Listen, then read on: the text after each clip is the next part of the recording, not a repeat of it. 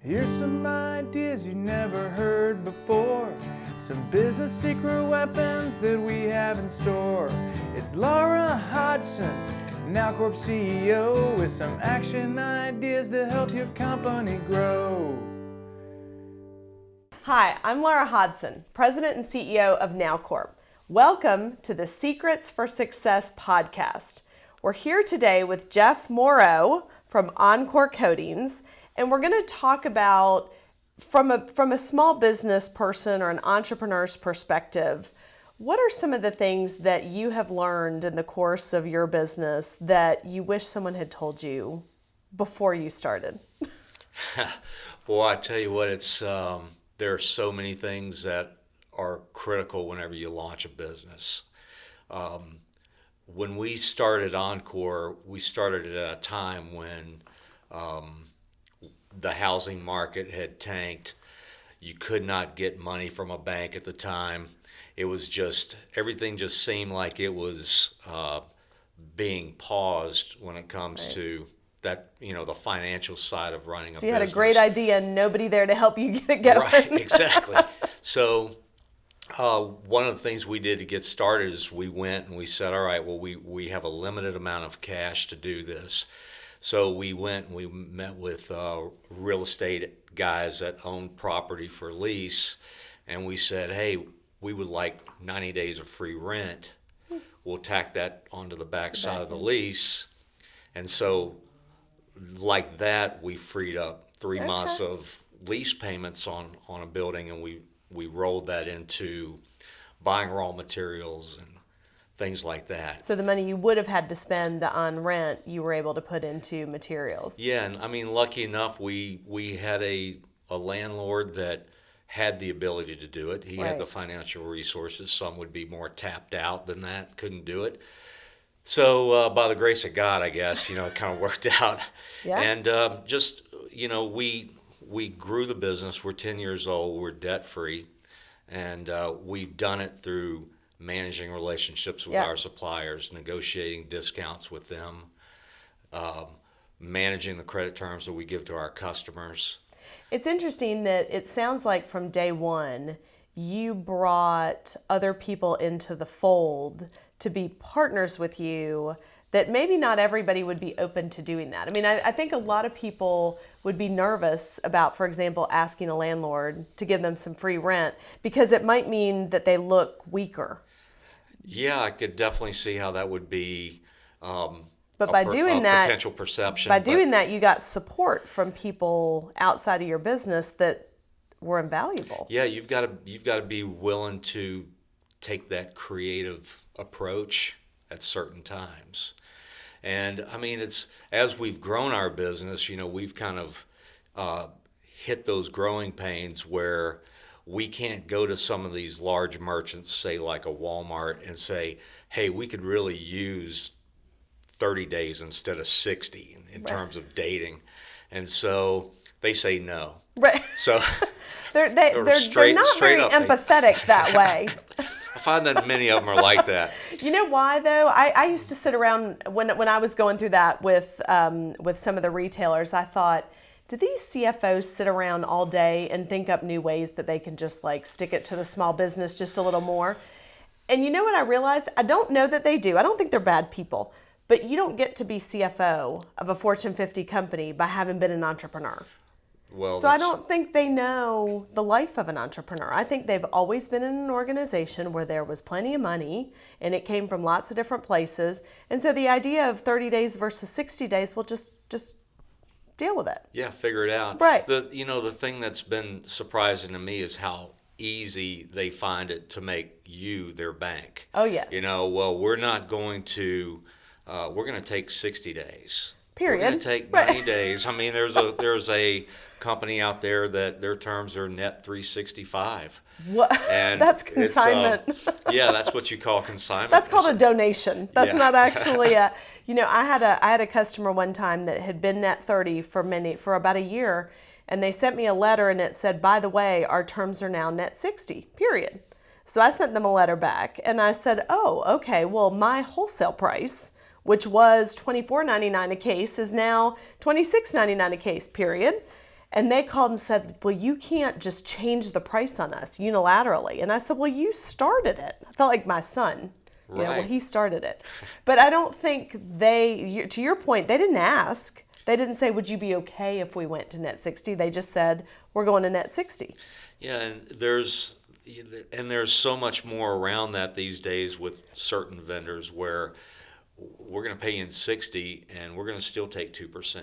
Right. And then we've got co-op dollars that we're going to take from you on a quarterly basis. Right. And basically, if you don't want to play that game, then you've got to go find another game to play because it's really non-negotiable. Well, and I know you've experienced this because we talked about it earlier, but a lot of times when you sell to folks, they will then take these discounts. And I know I talked to somebody one time who said, well, we take them across the board because we know very few people call to argue it. So one secret would be make sure you call and argue, right? Yeah, you're absolutely right. I think, an organization needs a pit bull that will go out there and do that. That's right. Yeah. That's right. It's hard to be the They'll pit learn bull their and way. the good salesperson, though. That is true. Yeah, it's true. Unless you become the schizophrenic CEO that plays bad cop one day and good cop the next day. Done that too. Yeah. But quickly you find you're better at one, right? Yeah.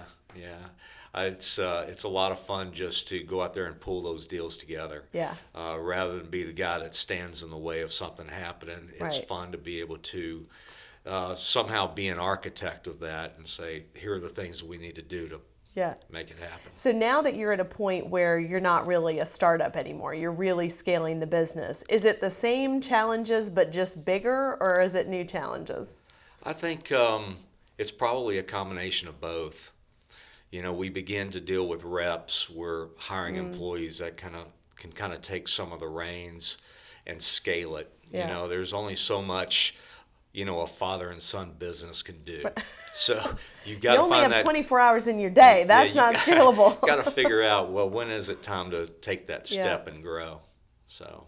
And that may be the biggest challenge of all. It is. It is, because you don't know what tomorrow holds. You don't know what, there's all of these talks these days about, tariffs and how it affects business. Fortunately, we deal very, very little with China, but everybody else does. So you can see it. You can see other it, people feeling it. Yeah, and when other people feel it, somehow that will translate Sure. to an effect on you as well. Of course. Could be your packaging partner, your shipping partner, your raw materials. That's right. Yeah. Yeah.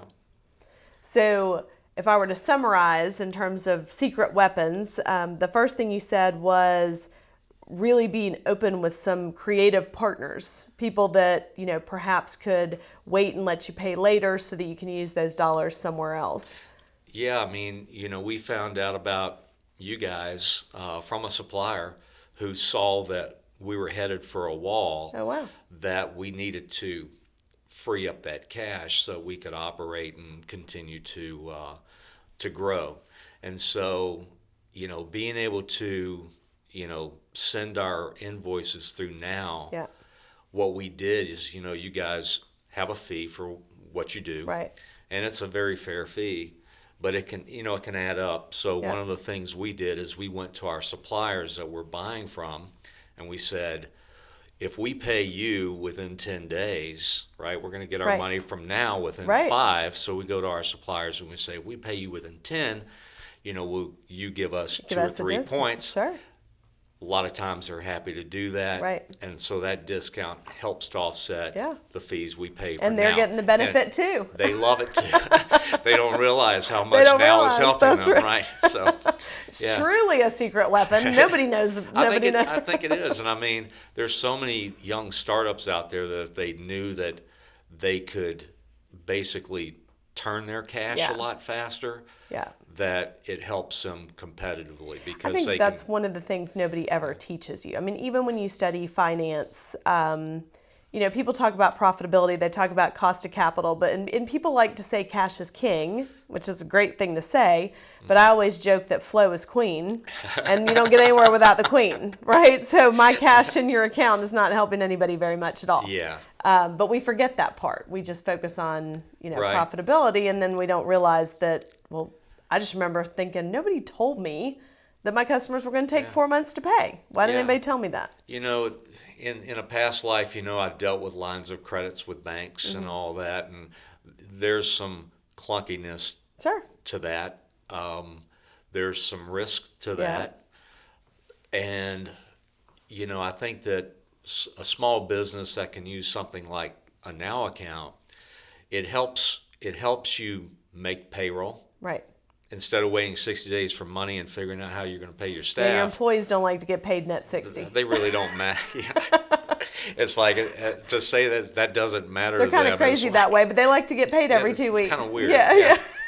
But the you know, being able to manage cash flow that easily, you know, through something more streamlined, I think is another one of those secret weapons that something like Now account brings. Yeah. So I think it's awesome. Well, thank you so much. Y'all have done a great job. Thank you so much. It's so fun talking to you. So thank you to everybody for spending some time with us, and hopefully you've benefited from some of these secret weapons, and we look forward to seeing you next time. Thank you for joining us today. For more Secret Weapons podcasts, please join us at nowcorp.com.